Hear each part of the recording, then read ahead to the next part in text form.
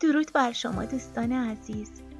میخوام یه سری برچسب‌های جذاب بهتون معرفی کنم که میتونه خونه شما رو متفاوت و زیبا کنه. اینا به صورت خلاقانه طراحی شدن.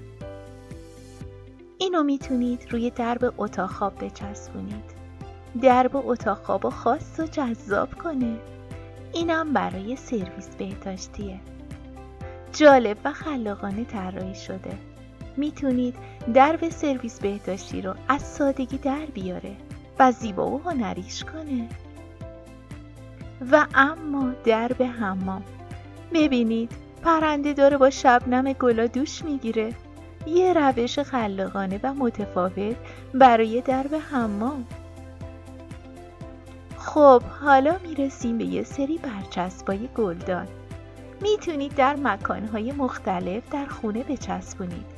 مثلا روی کاشی، بالای پریزها یا جا صابونی و حتی جا دستمال کاغذی. میتونه جلوه خاصی داشته باشه. من حتی این گلها رو روی کاشی‌های آشپزخونه‌ام میخوام بچسبونم. این گلها طرح‌ها و شکل‌های مختلفی هم داره. حالا میریم به کمک این برچسب‌ها خونمون قشنگتر و خاص‌تر کنیم.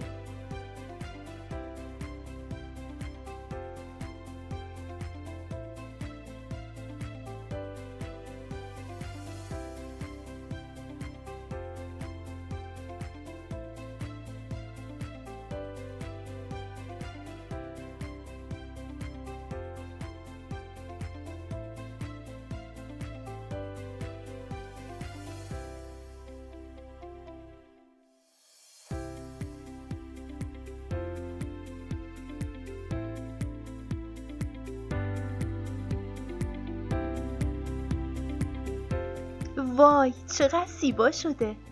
احساس میکنم گل خود کاشیه.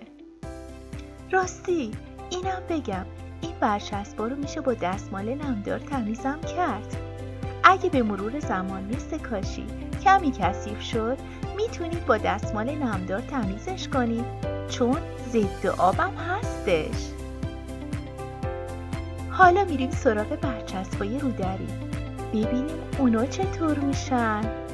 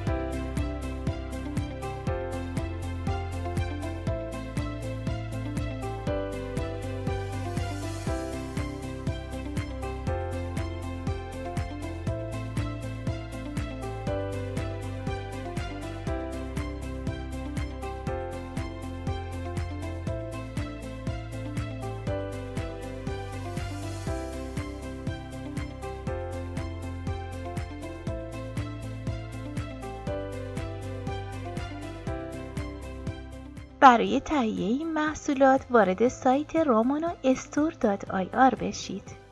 بیایید پایین قسمت تزیینات، یا اینکه از بالا وارد منوی تزیینات میشید و همه محصولات رو مشاهده میکنید. حالا میریم یه خانه زیبا و متفاوتی رو در سال جدید داشته باشیم.